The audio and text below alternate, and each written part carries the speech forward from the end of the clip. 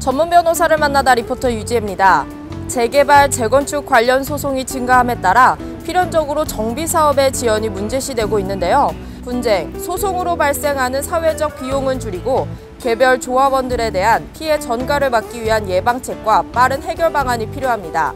재개발, 재건축 관련 민형사 분쟁에 대한 도움 말씀 주실 법무법인 우송의 김윤건 변호사님을 만나봅니다.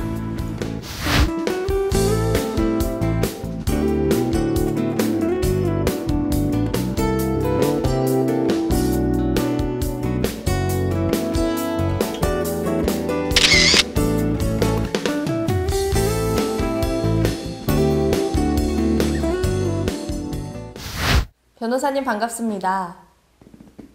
네, 반갑습니다. 네, 말씀에 앞서 법무법인 우송에 대한 간략한 소개 부탁드립니다.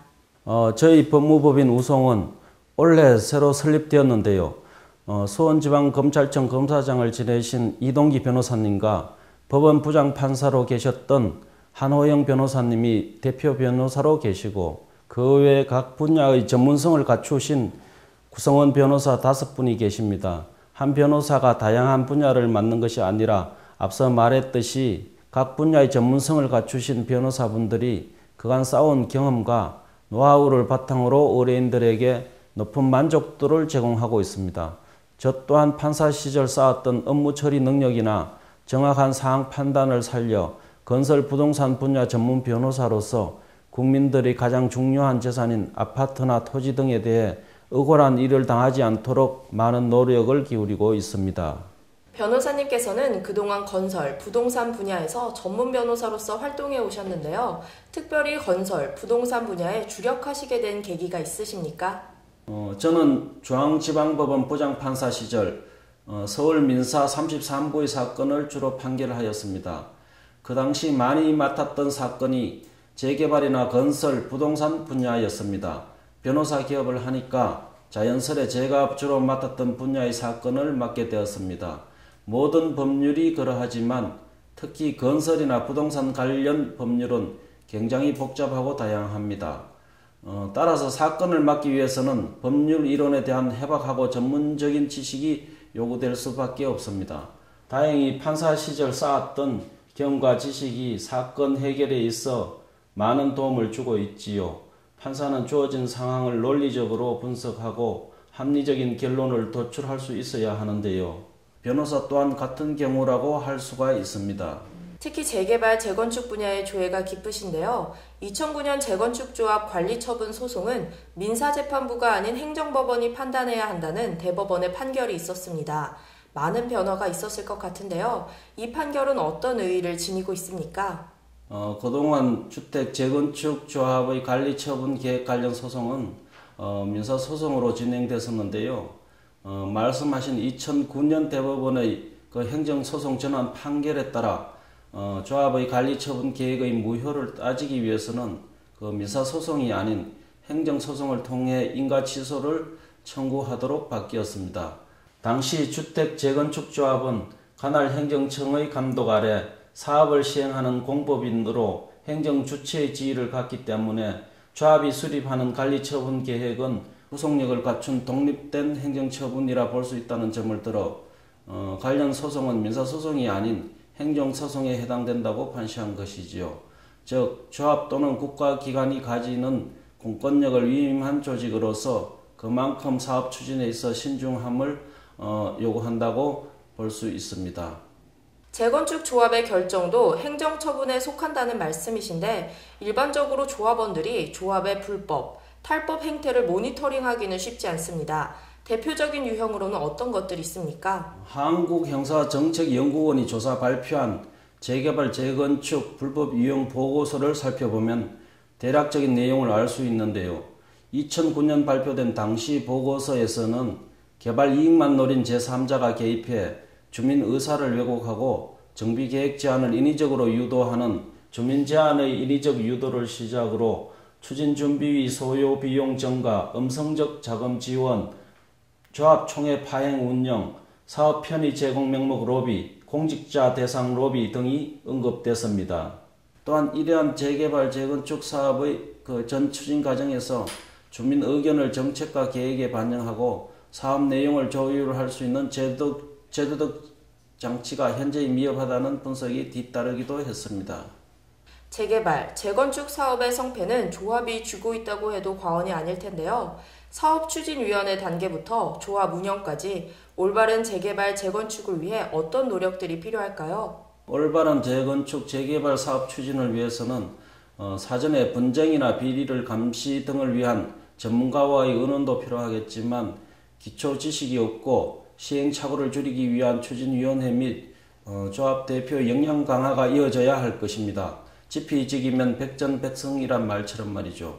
또한 대부분의 조합들이 조합원들을 이해시키고 합일점을 찾는데 어려움을 많이 겪으시는데 그 또한 사업에 대한 이해도가 낮거나 판단 기준이 없기 때문에 마찰이 일어나는 수가 많습니다. 이럴 땐 힘들어도 조합원 개개인에 대한 인내심을 가지고 이해를 돕는 배려가 필요하다고 봅니다. 한편 부동산 관련 소송 중 아파트 하자 소송을 빼놓을 수 없는데요. 한국시설안전공단이나 공정거래위원회 등 분쟁 조정기관이 있음에도 불구하고 대부분의 입주자들은 법적 소송을 진행하는 경우가 많습니다. 건설사와 입주자 간의 법적 다툼, 효율적인 해결 방안은 무엇이라 생각하십니까? 국토해양부 내 공동주택 하자심사 분쟁조정위원회가 운영되고 있지만 법적 구속력이 없어 해당 건설사가 조정 권고를 받아들이지 않는 경우가 많습니다. 말 그대로 강제력이 없는 권고이기 때문이죠. 2009년 11월 국토해양위원회의 주택법 개정안 검토보고서에 따르면 아파트 하자 관련 소송은 2003년 60건에서 2008년 290건으로 5배 가까이 증가했는데요. 2009년 동안 법원의 계류적인 소송만 600건 이상이고 소송 가액만 1조 원이 넘습니다. 또한 입주자 또한 입주 예정자들이 분양가 문제와는 크게 관련 없는 아파트 하자, 계약서상의 문제, 가대 가장 광고, 공사 지연 등을 연계시켜 소송을 진행하는 경우가 많은데요.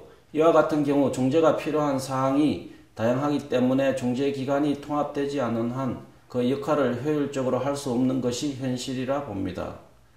아파트 하자 소송 관련 효율적인 해결 방안이라고 한다면 법원에서 건설, 건축 관련 전문가인 조정위원들이 간이 감정을 통해 분쟁을 빨리 해결하는 것이 효율적이라고 봅니다. 네, 오늘 건설, 부동산 분야와 관련 다양한 도움 말씀 주셨는데요. 전문성은 물론 올곧은 판단력이 인상 깊습니다. 마지막으로 법무법인 우송과 김용건 변호사님의 앞으로 계획이 있으시다면 한 말씀 부탁드립니다. 앞으로 계획이라고 한다면 가장 중요한 것이 우선 제가 맡은 임무에 최선을 다해야 한다고 생각합니다. 건설이나 부동산 관련 법률 분쟁은 일반 민형사에 비해 조정이나 판결 기간이 길다고 할 수 있습니다.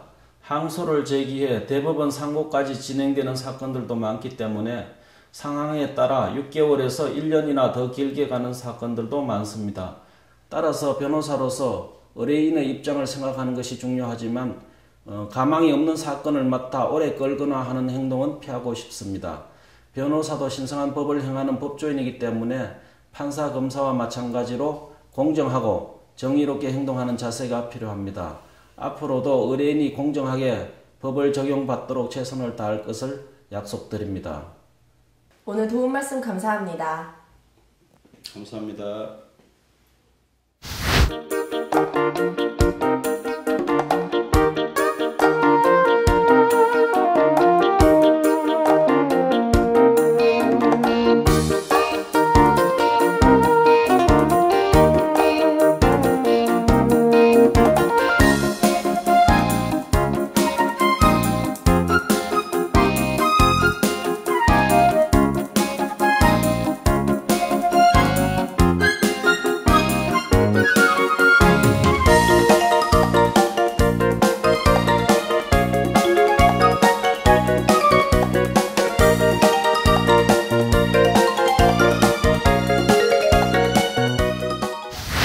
오늘은 법무법인 우송의 김용건 변호사님을 만나 다양한 도움 말씀 들어보았습니다.